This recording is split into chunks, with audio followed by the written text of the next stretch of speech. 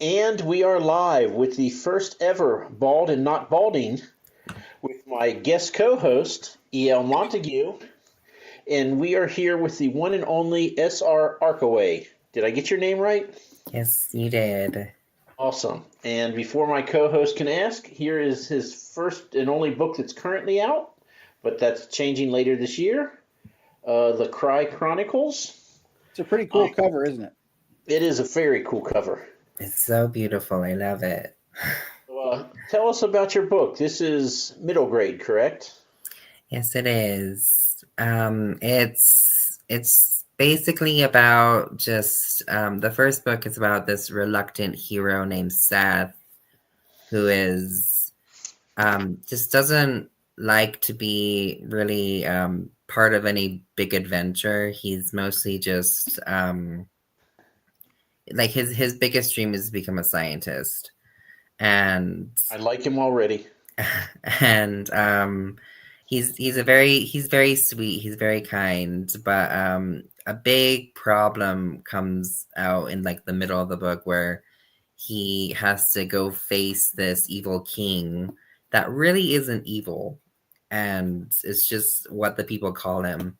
And oh, hello Audrey. And hi Tim. anyways um anyways he just has to go face this, and he really doesn't want to. And it takes it's just the entire book goes with just they have a huge adventure while they go try to face the evil king. He gets kidnapped twice and eventually goes to where the evil king is and has to deal with all sorts of stuff that happens in that area. And it's just a lot of shenanigans, and a lot of adventure happens in the story. So yeah, it's that's basically it without like spoiling anything big. No, that's good. Yeah. So in deference to our light reader over here, how many pages is it? I understand in middle grade, so this is a nice little start out. Are we looking at 1,000 pages or 500 or? It is, I believe, 332. Yeah. Well, as long as the words don't get too big, Mike's going to be real happy. Well, my books, I want to say that they don't get too extravagant, but there's some large words in there somewhere. No, that's okay. I was really just teasing Mike. I've always been a fan of the coming of age stories, and this one takes place at a school, right? Most of it happens at a school. No, it actually takes place. Well, it kind of takes place in a school, kind of. It takes place in a castle that is like, it's not your regular castle. It's a castle that actually is a gigantic wall that surrounds the city, and so it's called the Castle Wall Fortress. And it's an inverse castle. Yeah, and it's basically what. So Seth is an orphan, of course, and he lives in an orphanage, but he wants to go to the Castle Wall Fortress to become a scientist. And so he goes to the Castle Wall Fortress and starts learning to become what is known as a prophesier. And that's the first step to becoming a scientist there. And he he has to learn a few things, but mostly the first part of the book takes place where he's in the Castle Wall Fortress and trying to learn these new things. He's meeting new people. He's making new friends. And then the second part of the book is where he gets kidnapped for the first time and has to go on this huge adventure and stuff. So, yeah. So everybody here has written a book. Are you one of those fast writers, or are you a slow writer? Kind of in the middle. How long have you been working on this? Oh, well, like I told Mike, I have been working on this for like 10 to 15 years. And I wrote it when I was very, very like when I was pretty young. And so it's just been marinating in the background for a very long time, and it needs to come out into the light now. So yeah. But yeah. If I can just say, Aaron, this has happened. Dungeon Crawler Carl, oh my God. And other book series as well, and it's not right. My rule, SR, is 500 pages. If you have a book longer than that, you just need a better editor, as far as I'm concerned. So everyone is trying to get me to read longer books because, I don't know, they have more time than I do to spend. And My current work is 1,300 pages right now. So, oh God. Everyone will hate me for my fifth book. So you're 15 years into this. An original draft when you were pretty young, and then you brought it out and worked on it a little bit over time.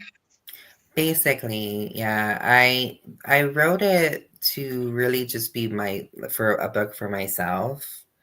And then I was thinking, well, why not just publish it? And so I had to edit it a whole bunch of times. I went through Reedsy, and that was probably a mistake, unfortunately, in some cases. What about it was a mistake?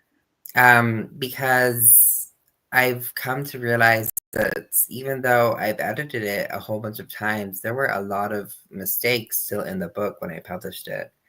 And like nothing too problematic, but there were some grammatical problems and stuff. And so that has definitely like made me feel like, oh well, maybe I shouldn't have published it at that moment. But in that, when I did publish it, I was like, this is what I'm going to do. I'm going to publish it at this point, and that's what I did. And so if you actually look on Twitter, I posted this long thing where I'm like, I am proud of my book. It has some problems, but I'm super proud of it. So if you want to read it, you can. And stuff. So yeah. Well, there's nothing wrong with that. It seems to be a common experience with indie writers is that I'm an indie writer, is that you learn as you go, and sometimes that's what you get out of editing, and sometimes it's learning to let things marinate. So I get it. You said that you wrote this one for yourself. Tell us about that. What do you mean? What about this was writing a story for yourself? Basically, I was a very lonely child when I was growing up. So I always had a story in my head. I always had worlds that I wanted to build and create. And so when I wrote the Cry Chronicles, the first thing that happened was I could not write. I was like, I don't know how to do this. And so I had a teacher in high school kind of walk me through how to write this book. And when they finally got me to where I needed to be, I was like, I can do this. I can write this. And so I wrote the first one. And then right when I was done writing the first one, I wrote the second one, and then so on and so forth. And until I had all the series done in like probably 5 or 4 years. And so it was just mainly me trying to work through my own emotions, what I was feeling, how I saw the world, and I really enjoyed doing it. It was a really fun experience. So yeah. Those genuine experiences have a way of communicating. Everybody's a human, and if you tell a story that's true, people tend to like them. And by the way, can we all just take a minute and appreciate those high school teachers that build you up instead of crush you? There's an awful lot of them out there that'll ruin your day, but every now and then you find that gem that sees potential and makes it better. It's so true. She was amazing. I really feel bad because I cannot remember her name, but I really wish I could like reach out to her and say thank you for everything you did. It was so amazing. So yeah, Yeah. Well, the way you thank her is you do the same for someone else. Pay it forward, it's as it were. And Audrey, you are totally correct. One of the great things about being in indie is that you can you have control of those files. You can fix them and just publish again and act like it never happened. yeah. That's actually what I'm going to do. I am going to revise the first book. Like I said in the Twitter thing, I said you can definitely still keep reading the books that you have because the story isn't going to change. It's just grammatical problems that need to be fixed. And so probably Little tidying, housekeeping. yeah. And so and then the main reason why I'm doing it is because I desperately want to get an audiobook out there. So I'm going to try to get an audiobook as quickly as I can. So yeah, it's gonna be exciting, hopefully. Are you hiring out, or are you doing the audio yourself? I'm hiring out. I don't trust my voice. So Tell us about that process. at the moment I haven't started it yet, but I'm going to try and do, I think it's called ACX, right? Yeah. Yeah. Mike has some good experience. Yep, I can tell you when I did mine, fellow author did me a solid. I asked him because he had an audiobook, and I was like, how do you even do this? Because I was overwhelmed. He's like, okay, it's the coolest thing. You get on ACX, and then you get to do a casting call for voice actors. I'm like, wait, I get to do a casting call? People are going to pay attention to me doing a casting call? Really? And then he said that he listened to probably like 30 or more people because you send them like 1,500 words, they record it so you can listen to what they do. And he said, I was like, okay, I kind of have to make a decision here. And then he goes, and then I heard the voice that I hear in my head whenever I'm writing this character. I heard that coming out loud on the speaker, and I just knew this is who I had to get. And then he could afford him, so life was good. So Yeah. I did that same thing with my book. I only got like 9 because I wanted a West Counties accent in Britain, which the 2 people actually had that accent of the 9. Who one person's like, I'm from Iowa, but let me read. I'm like, you didn't even pay attention. But the guy who did it, I was like, oh my God, he is so good. I hope I can afford him, and I could barely. So I'm thrilled. Couldn't be better. My book sounds so much better if you listen to him read it to you than if you read it yourself, because I'm not that as good of an author as he makes me out to be. So a good voice is everything.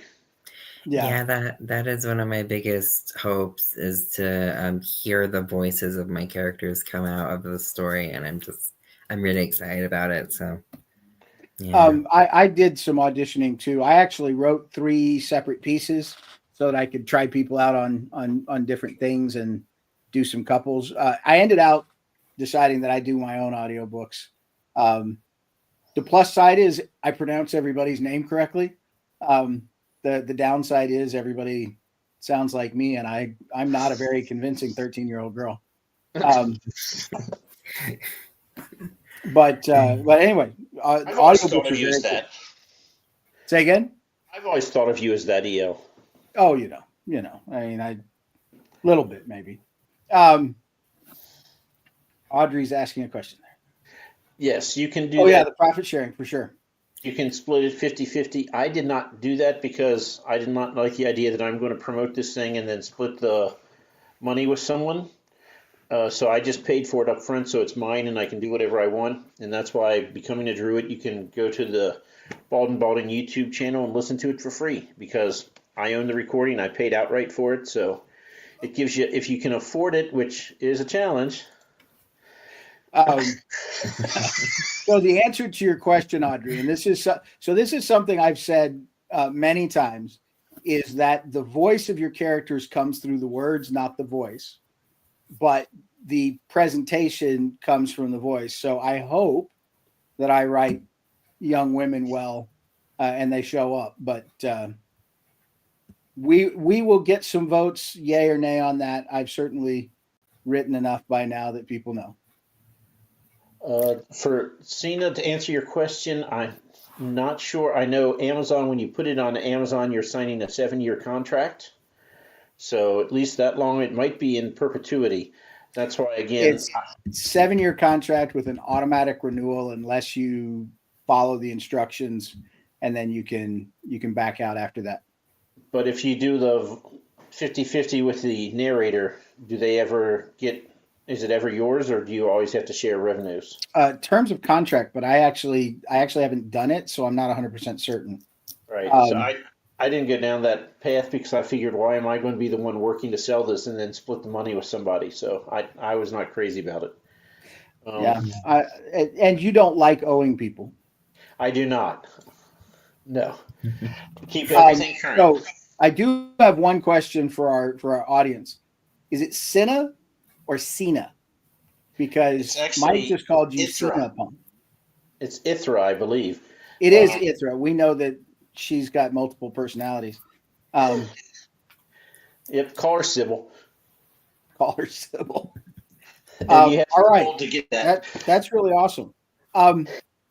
SR, you also told us beforehand that you were looking forward to maybe doing some horror.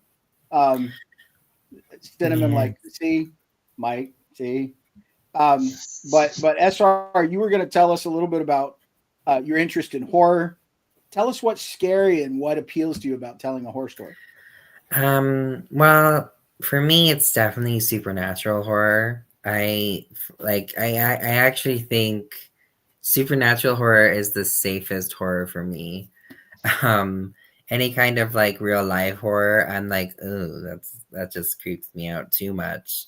But so like right now, the book that I'm trying to write is called The Haunting of the Anderson Family. And it does not take place on the same planet. It takes place in the same universe, but not on the same planet that the Cry Chronicles takes place on. And it's basically just these 3 very evil creatures just wreaking havoc on this family. And it's in its very early stages, so there isn't a lot that's written yet, but I know everything that's going to happen in it, and it's pretty creepy, so I hope at least. And that's what you're writing right now? No, I'm writing right now. I am writing like 7 books altogether in one form or another.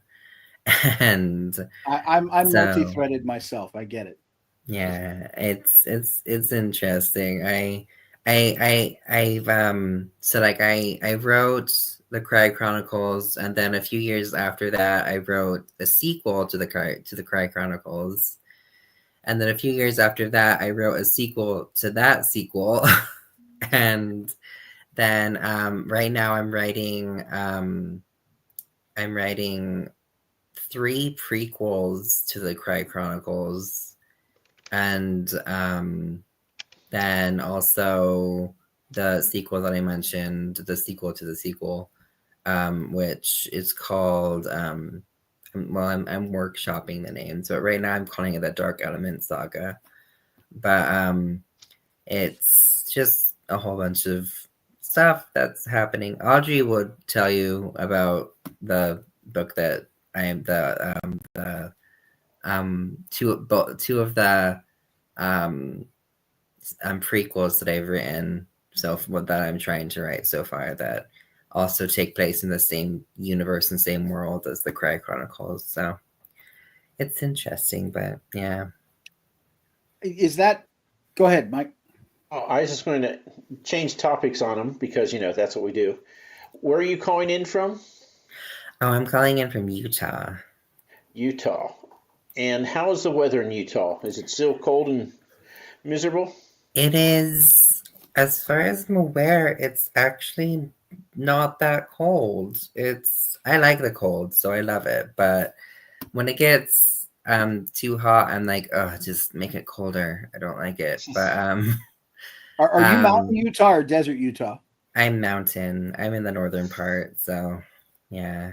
Up in the corner there outside of Salt Lake? Yeah, pretty much. I'm like probably like I want to say 25 minutes away from Salt Lake City, maybe a little bit, maybe a little bit more. But Okay. I come from a little town called Pleasant Grove, Utah, and yeah, so it's interesting. But yeah, it's I live in my little author bio. I say I live in the foothills by a mountain, and that is true. But I'm right by a mountain that's very big and beautiful. So yeah. Yeah, northern Utah is gorgeous. When my son did his college tours, we went to University of Utah and Boise and Idaho, and so made a little run through that area. And then, of course, we've done the five national parks in Utah as well, which are also gorgeous. Yeah, they are. They're very pretty. So for the Cry Chronicles, where did you get your world from? Did you borrow from other cultures or other fantasy books, or is it just completely out of your head? It sprang forth in all its weirdness. It sprang forth in all its weirdness. I I am actually unfortunately not a very good reader. I um for the longest time I could not read, and because I have dyslexia, and so I loved books, but I couldn't read them. So I had my older siblings read them to me, and but for the Cry Chronicles, it just came from my mind completely. It's just there was very few elements that I understood at the moment, that came from other places, and so when I was told, I was mentored kind of by Ben Galley to kind of get my book out there, and oh, hi Dave. And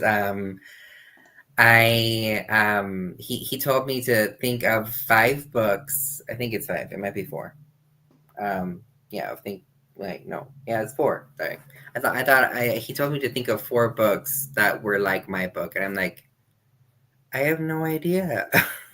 I have no idea what kind of books are like my book. So I had to really guess about what kind of books that were like mine, and so I asked around. I'm like, the people who had read it before, they're like, do you know what kind of book it's kind of like? And some people said like one of them was it was the series of unfortunate events, and then Lemony another Snicket. one was and then another one was Harry Potter, and then the other 2 were a very famous book in Utah called Levany, Levany, Levin Thumps, and then another one was Mistborn, which I believe was a miscalculation, unfortunately, but I still like it being on my book to be compared to Mistborn. So yeah, it's interesting.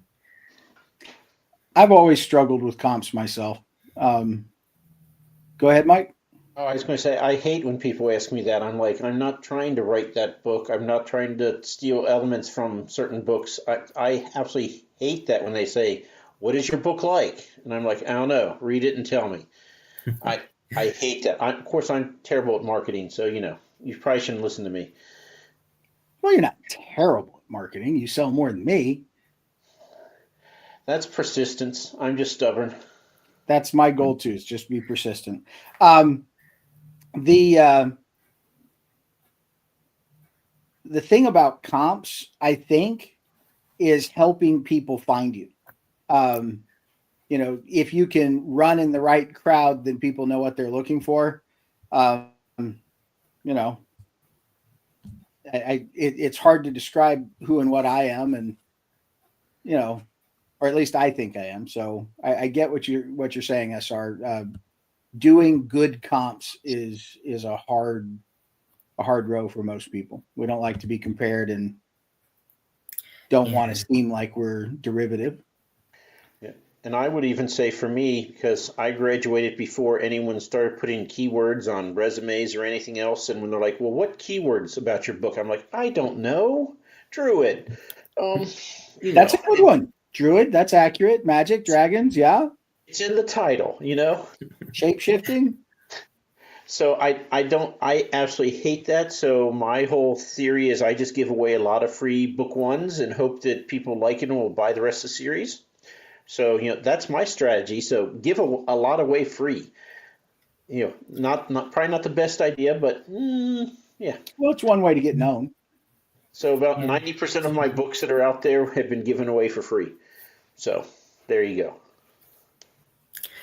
Yeah, mine are kind of like the same way. I've been giving away my books a lot, and I've actually, if I didn't have to have the money, that's the way I would do it, because I love giving away my books. So yeah, but yeah. Yep. So how long has your book been out?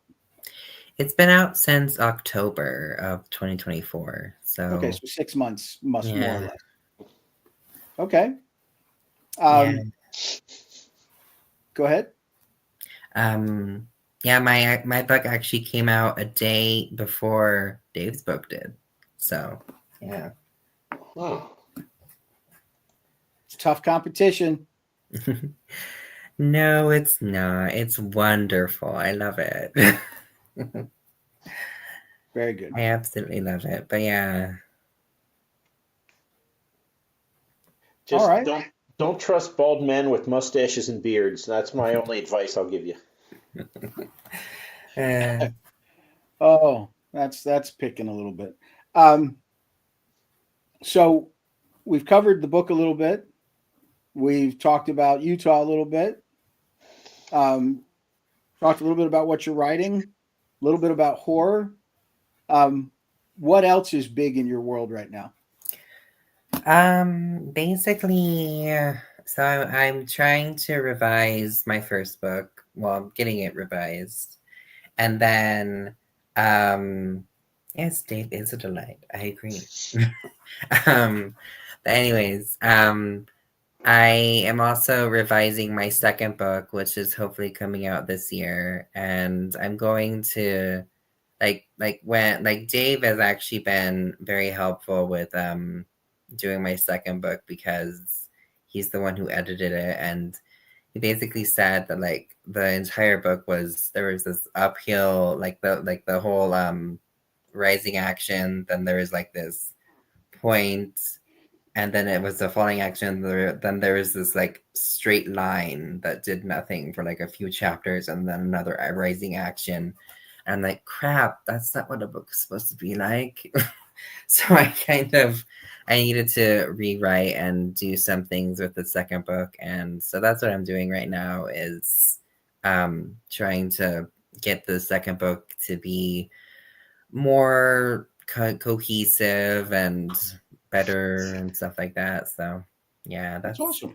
That's basically what's going on right now. So that actually raises a point. Go ahead, Mike.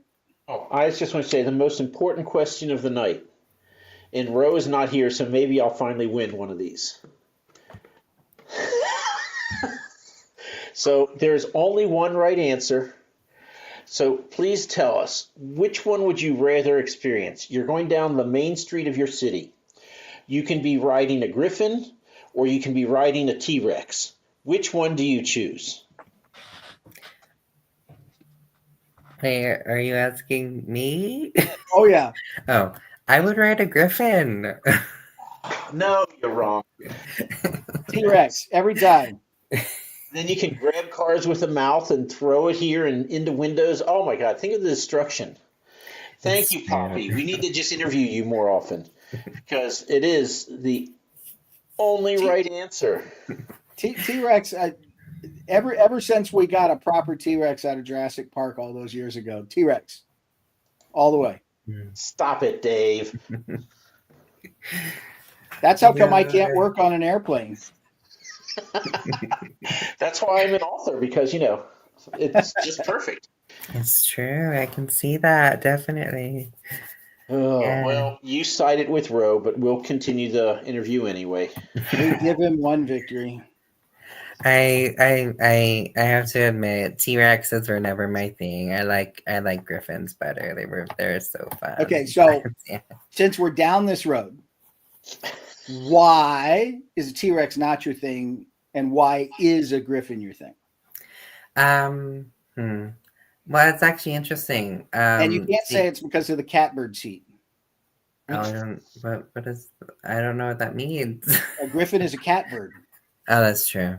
That makes sense. Well, it's basically just Griffins are cool, but it's interesting. I was born when Jurassic Park came out in theaters, so She's I doing that didn't. one just for you. It's like Mike. I was already dating my wife when it came out, so.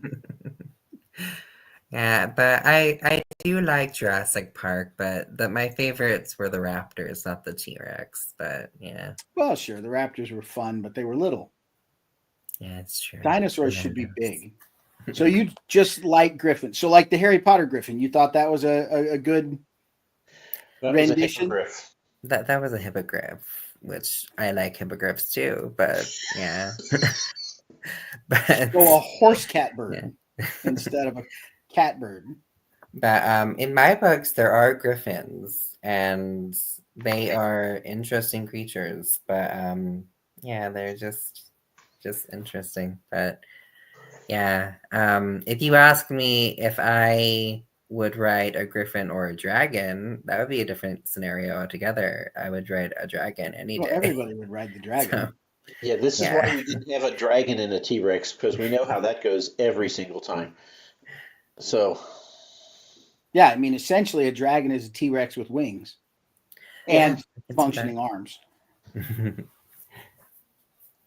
Yeah. Name a griffin, Mike. Oh, you do have griffins. The yeah, I don't remember if they had names though. You had to climb the mountain for them. Right, they're just vicious animals, kind of like the dragon also. I have to say, probably a griffin. Well, a griffin that I know very well is I don't remember the name, unfortunately. But have any of you seen Quest for Camelot? I have not. There is a griffin in that one that is just hilarious. It is he has the funniest voice, and he's like, precisely and stuff. And when you hear his voice for the first time, you're like, that is just hilarious. I love it.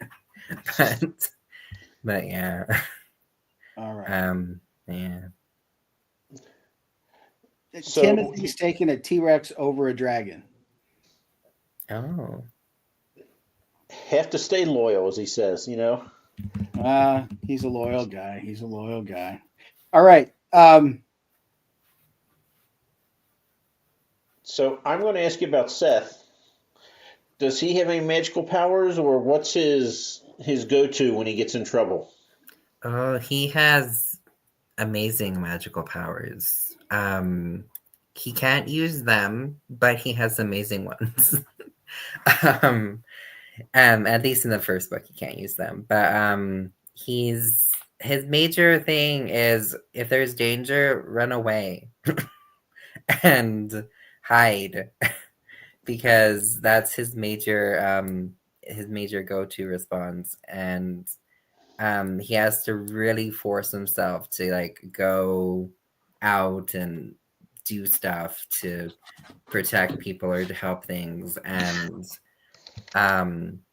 like the major thing about Seth is basically he is this very timid, very awkward child that is just, you would not compare him to any hero or anything, but that's just what he got in the process of living. So yeah, it takes all kind. That's good. Are you a pantser or a plotter? I am. Oh, what is the term? I am both. I am. Plotzer? Yeah, I make a lot of plots with my stories, and I know what I want. And then when I start writing it, I have to start changing it around, and because my characters take over, and Yeah. I'm like, I need to follow what they think is right, and so I have to kind of connect with what they are thinking about and stuff. So, yeah, So that's I my have an thing. interesting question about that, or at least it's interesting to me. And since I'm getting to ask questions, that's all that matters. Um, is you've written 7 books in the world? Basically, yeah. I've written Do you, technically I've completed 6. So yeah. do you go back because you like spending time in that world, or do you go back because you like spending time with those characters? Or do you Both. really hate all of it, but you just have to get it out of your mind or you'll go nuts?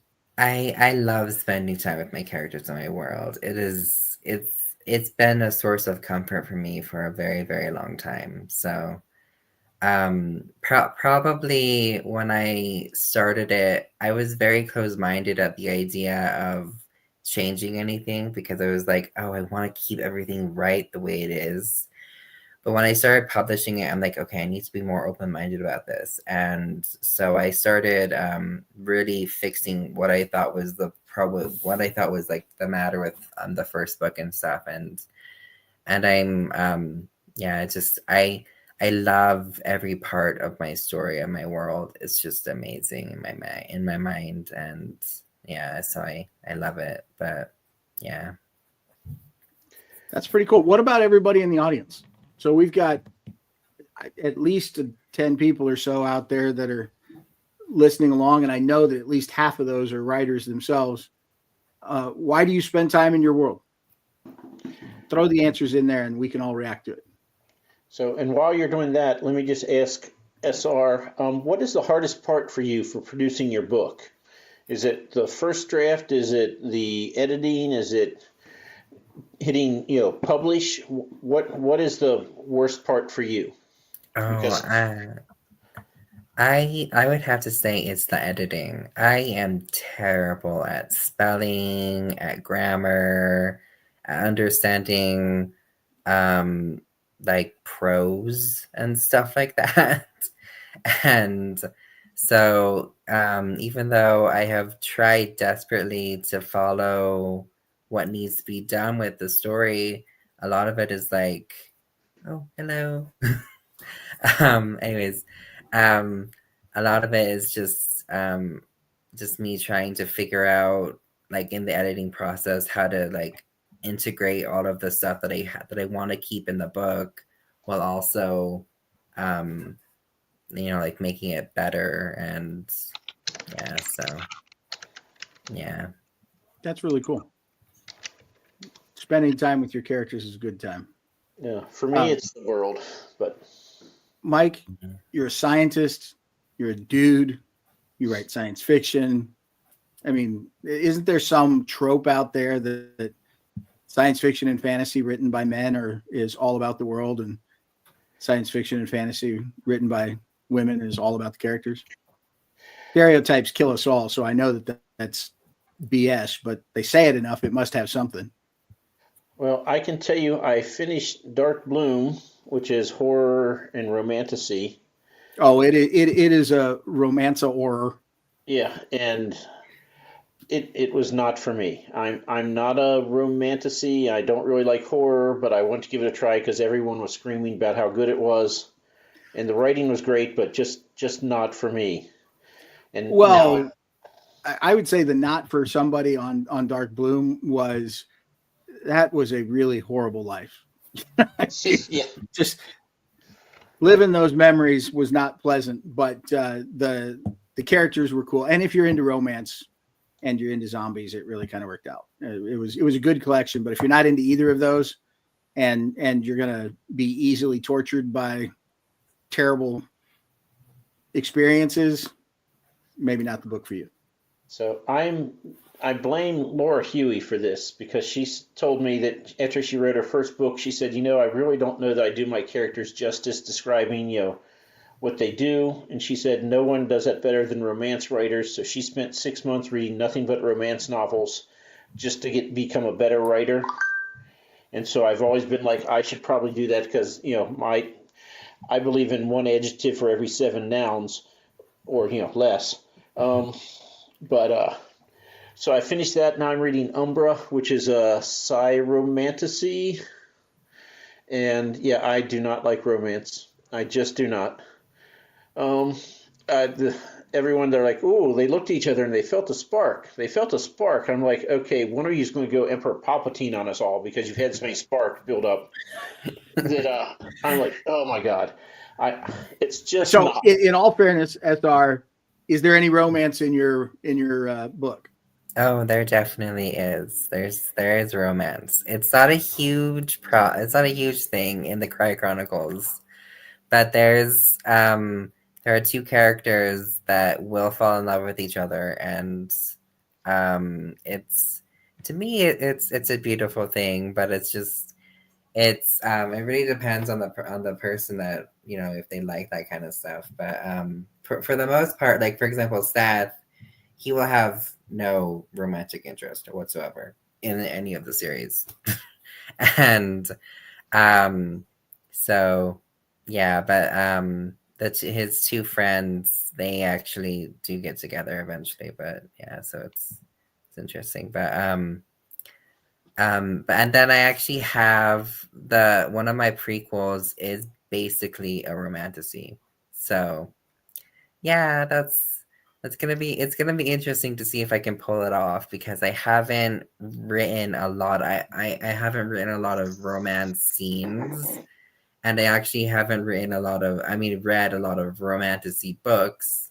But the ones that I have read, I've actually loved, and so yeah, so it's gonna be interesting. But yeah. Well, we don't have to get caught up in Mike's hang-ups. He's Yeah, don't do that. It's unhealthy. I Lord knows I don't have a problem with romantasy or romance, just straight up. I'm fine with it all. Reading down the edge over here. So, yeah, I'll just say that Ro has chimed in and said that he believes your books are more character and less world. That's probably true. That's probably true. I spend a lot of time with my characters, but I make my characters interesting. Yeah, they're mildly violent, a little bit gritty. A little gritty, huh? Okay, a little bit. I mean, okay. So, SR, how much do you like Seth? Oh, Seth. Basically, Seth is me, just littler. Okay, and stuff. So I think it's time, although I think I know how this is going to end, but I think we have to send Seth to the Bald Dome. Oh, we definitely have to send Seth to the Bald Dome. So, if you've not seen our show before, SR, are you familiar with the Bald Dome? I am very, very, very mildly familiar with it. I've forgotten though, but I remember hearing about it once. So all right. Well, Alex knows how to say it. Bald Dome. Here we go. The thing here is we want to learn more about Seth, but we don't want you to give us spoilers. Okay. So we are going to transport Seth away from his world to some magical, mystical place. All the rules of your world still hold sway, but he's going to go somewhere that doesn't occur in your book. And then he's going to be given a fizzy potion. What's your favorite color? Blue. So he's given a blue fizzy potion that is 100% effective, but you don't know what it does. And then he gets his choice of either a common item or a weapon. If he chooses a common item, he faces a common animal. If he gets a weapon, he faces a fantasy creature. And then I'll build up this is the scenario, and then I'll say, take it away, and you tell us what happens next. And write out the scene for us. Oh, okay. I shall try. So here are the dice. Rolling now. So you are 17. So Seth has been transported away without any of his weapons, and he has gone to, let's see, let's do an ancient ruin overrun by nature. Ooh, I like it. And ChatGPT, that's all it came up with, so I can't help you any more than that, because I didn't have time to come up with these myself. He has the blue fizzy potion. I already have the visual for it. So now he has a choice. Does he want a common item or does he want a weapon? Oh, what kind of common item could he have? Oh, you don't get to choose. You just This is the fun part. common You don't get to know ahead of time. or weapon. You might get a hoe or a shovel, or you might get a wet noodle.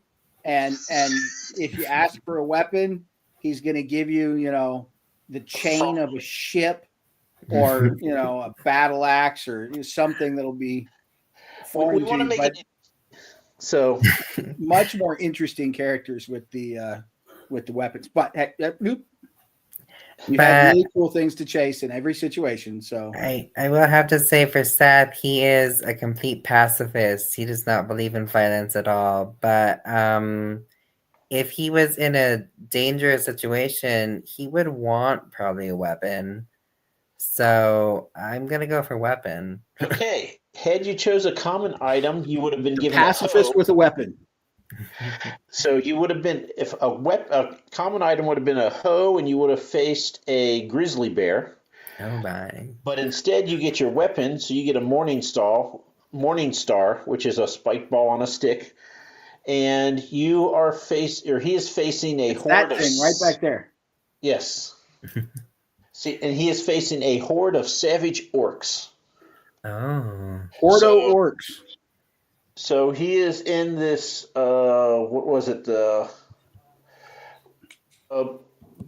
abandoned temple? Was that what it was? Yeah. An ancient ruin overrun by nature.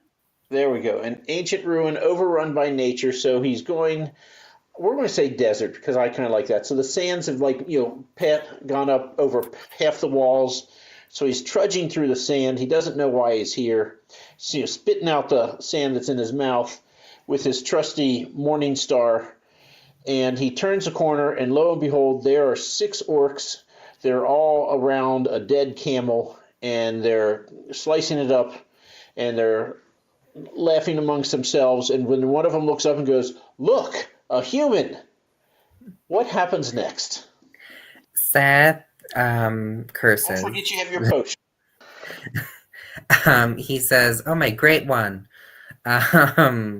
and he drops the morning star. Not like, because it's really heavy for him, and he tries to run. So his plan is to run through the desert and hope he outruns the orcs? Yeah. Well, yeah, basically. Also, I want to say, before this all happened, he was very interested in the ruins. He was like, "Ooh, what is this? I love this." But yeah. Okay, so he is running. I just rolled an 8, which means that he's not faster than the orcs. Okay. But, well, he definitely does not know how to fight very well. So he tries to take a fighting stance. Is there any magic that he can use, or is it all? If the orcs get too close, he will get a major headache, and magic will probably push them away. Okay. He has repulsive magic? Yes, he does. Well, I'm naturally repulsive. So the orcs come closer. Ooh, 5. You should not let me roll, by the way. I'm terrible at it. So he repulses away the first 3, but the other 3 are kind of trudging slower, trying to approach him, but in their haste, they left without their weapons. So the 3 that got repulsed are going back to get the weapons because, they feel like they need it. How old is Seth? He is 14, but looks like he's 12. Okay. Yeah. The skinny kid. Got it. Yes. So what does Seth do? Does he try to repulse them again? He will probably either I want to say he's going to either try to get in a fighting stance again and try to fight back, or if he gets too extremely stressed out, he's going to faint. So It does not look good for Seth. it does not look good for Seth at all. You're aware of what orcs are known for, right? No, not really. They're large and brutish. Well, I guess they Yes. could be what were the orcs in The Hobbit from the 1980s? The ones with the song. That always scared me. Can't remember it. Can't remember who did that one. Nah. Yeah. But we're going to imagine these are Corey Ratliff orcs, which makes them very large, say 8 foot tall, big spike So canines. Audrey is trying to help you here with an idea, but again, this potion is 100% effective. You don't know what it does, so he can take it himself or he can throw it at the orcs. 100% it will work, though, whatever it does. You just don't know what that is. That makes sense. Okay, I would have to say even though Seth is a coward, he's also very smart. So he would try to have faith in the potion. So he would take it. So he's going to drink it? Ooh, he's take the Yes. potion guy. Okay, well, that's really bad news. It is an elixir of youth, and it halves your age. So he is now 7. But it rejuvenates, so his magic is probably more powerful because, all that energy has to go somewhere. So he can try to repulse them again. I should mention, he can talk to the elements and they will obey him. Ooh, So that's a nice thing. yeah. Yeah. That's a good power. When he halves his age, does he maintain his 14-year-old mind, or does he also get a 7-year-old mind? No, same mind, just his body is half the age. Okay. Very depressing for a 14-year-old boy. I think what Seth will do is, since he's in the sand and he's 7 years old and he's like, I need to get out of the situation, he'll call upon the sand and ask for its assistance. Okay. Potentially powerful. Ooh, rolled a 16 this time, so it's successful. What does the sand do? It circles around him and creates a protective barrier so that nothing can get through. And then it creates Yellow these sand. spikes around. Awesome. So, Nice. yeah. So I'm going to call, let's see. Orcs are hungry, and they can't see him anymore, so they just go back to their feast. So Seth lives to another day, and he will eventually become a 14-year-old again once this potion wears off. That magician stuff there at the end was kind of important. About like the spiky part or what? Yes, the call on the elements to defend you. Yes. That's material. That is very important to the story of Seth. Yes.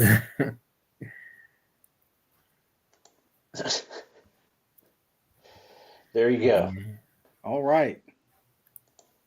Okay, so I did not give Seth much of a chance, but hey, he survived. You didn't give him much of a chance, no. And it's Not really- just an orc, but a pack of orcs Yeah. Well, with a morning they all star. change Good this. weapon, but Yeah, well, he's Seth is an interesting character to try to fight with. So yeah, he always I want to say Seth will always something will always come up with him where it'll save his life, but he'll be like, why did this have to happen to me? So in your world with the magic, is there a cost if you use your magic? Like, does it take away health, or is it just if you have it you can use it? It's mostly anyone can use magic in my world. There is something, anyone. There is something called harmonic magic, and because the world Tarianta the world is called Tarianta, and it has this this magical field around it, and all you have to do is basically sing, and the songs will create spells and stuff for you to use. And then there's other kinds of magic which come from inside of you, and that's a little bit more rare. And I haven't really explored too much about like how it's a cost, but seeing as it comes from inside of you, I can assume that it has a bit of a energy drain on you and stuff. So yeah, but mostly the thing that is happening in the Cry Chronicles is actually not magic. It's something called the Power of the Cry, and it's kind of like a mixture, or kind of more. Well, not really mixture. It's more like um like a something beyond the scope of science and magic, and it's just a very powerful thing.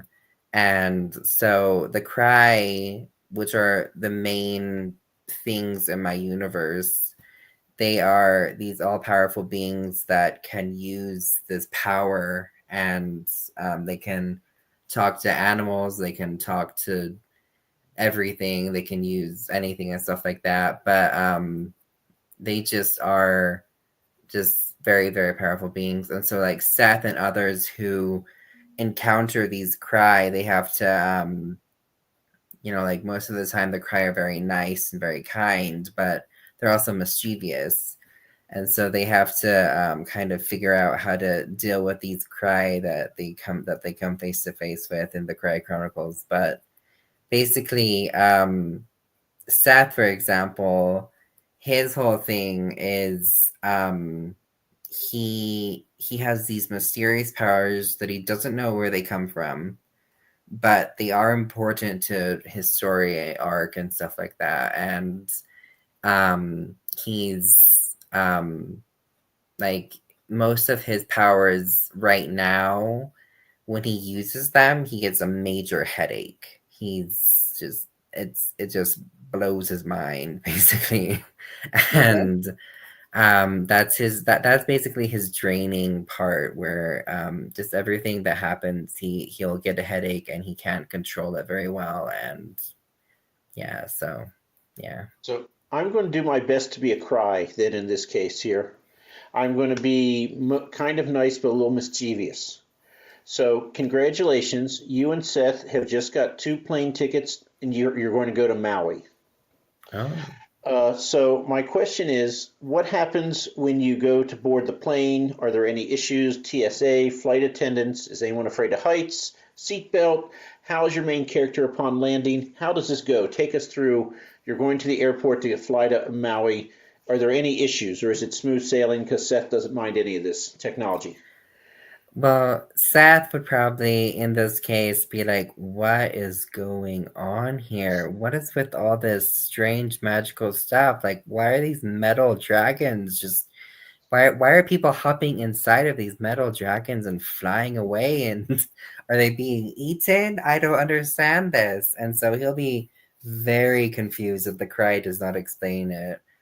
And so when he goes, let me back you up. When he goes to TSA and they take his suitcase and look at it, what are they going to find in this suitcase? Anything there's going to be issues with?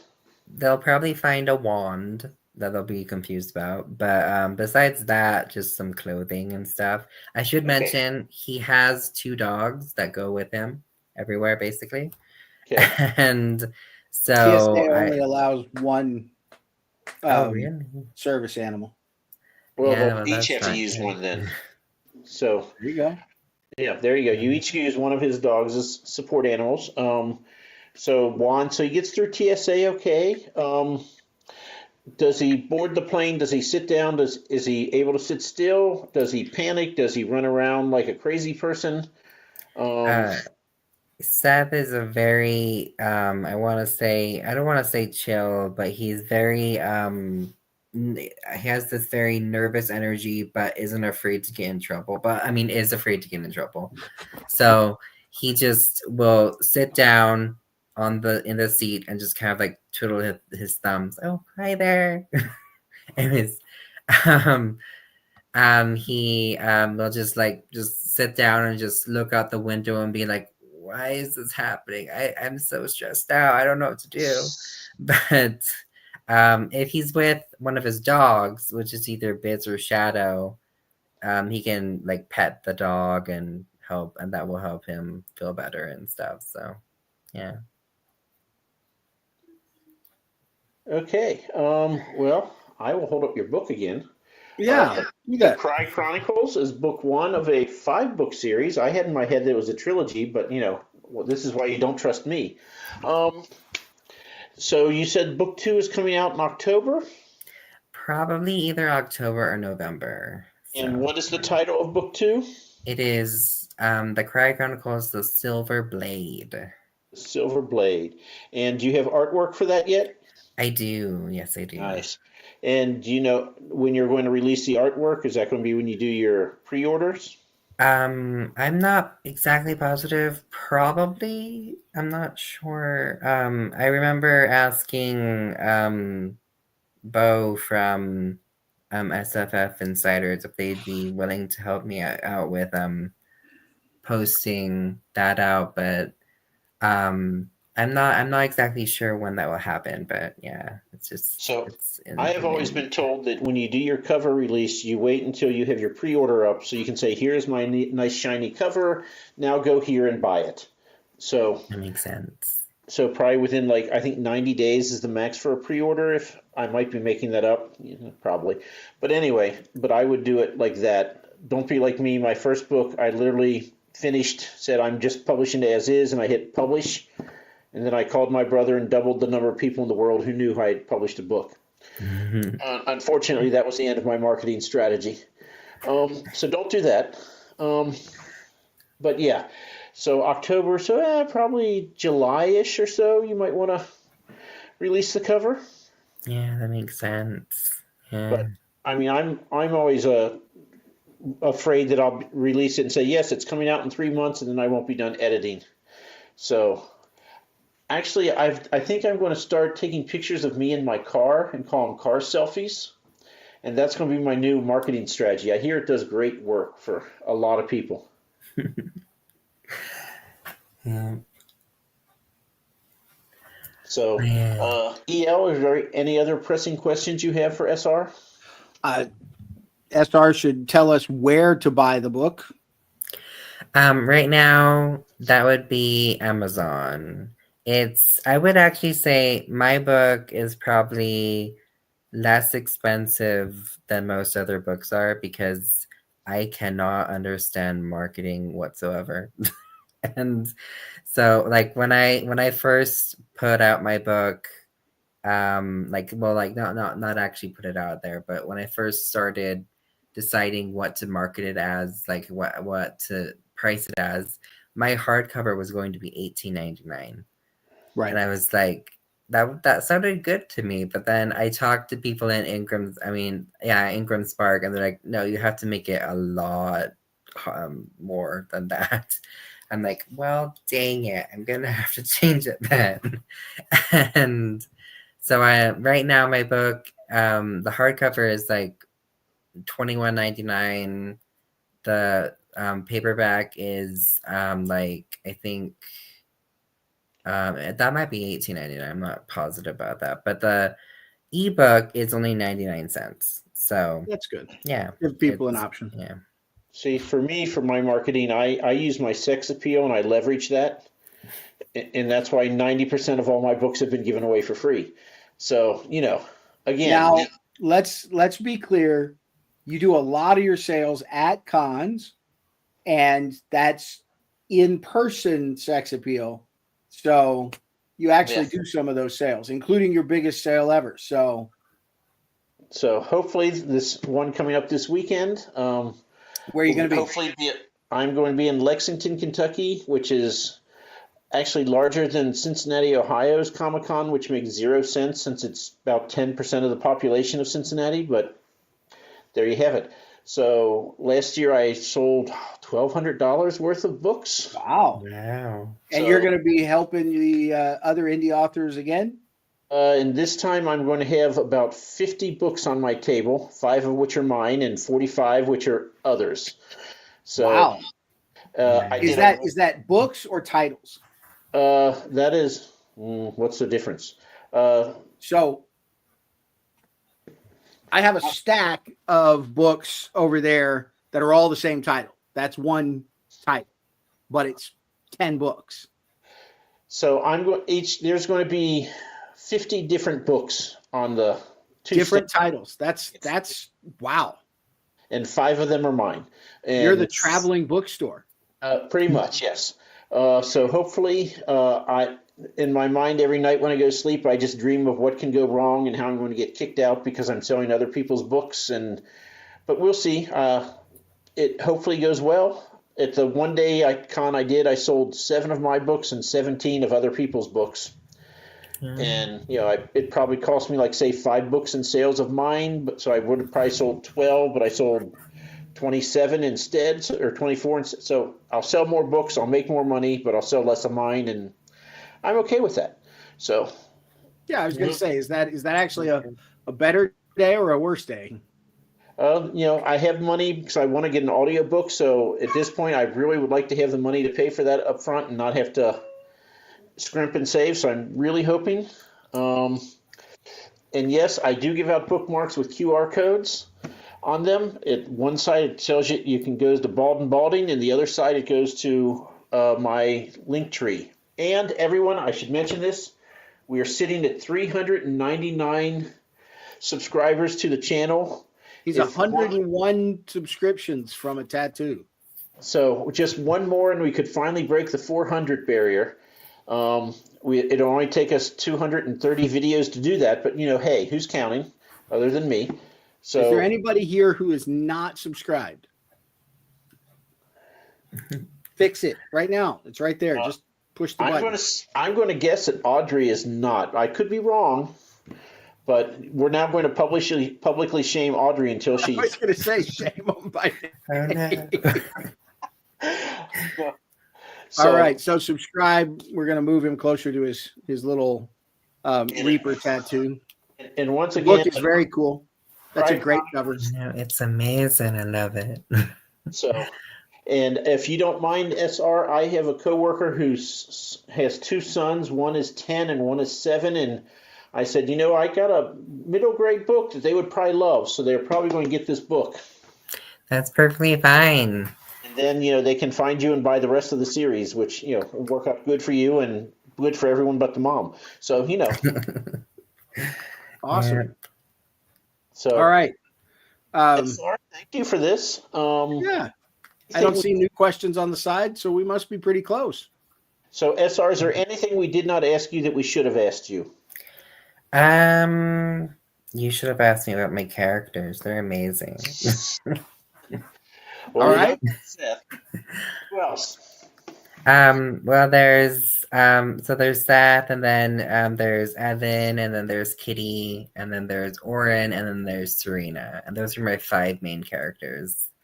And Seth was the easiest to write because he's most like me, and Oren is my favorite character. He's a werewolf. I love werewolves. They're just amazing.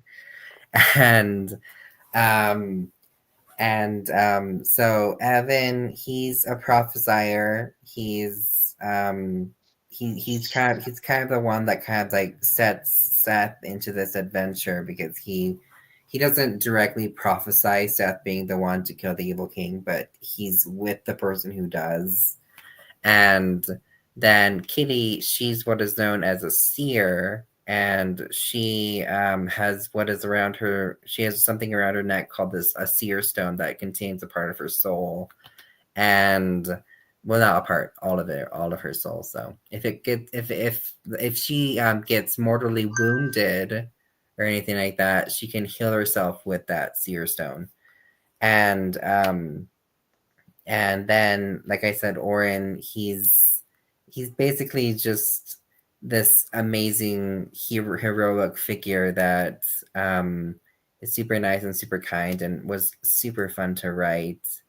And then that's Serena is his daughter, and she is basically the person that I wish I was.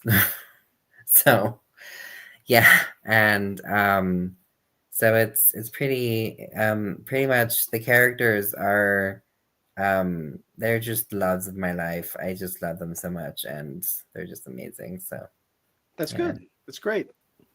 Well, SR, thank you again for being on the show. Everyone, it's The Cry Chronicles, is book 1. It is available now on Amazon. Go and get it. And SR, thanks for being on the show. Yeah, It's a pleasure to be here. Okay, well, EL and I are going to wave awkwardly. You can wave up too, but we just can't see you.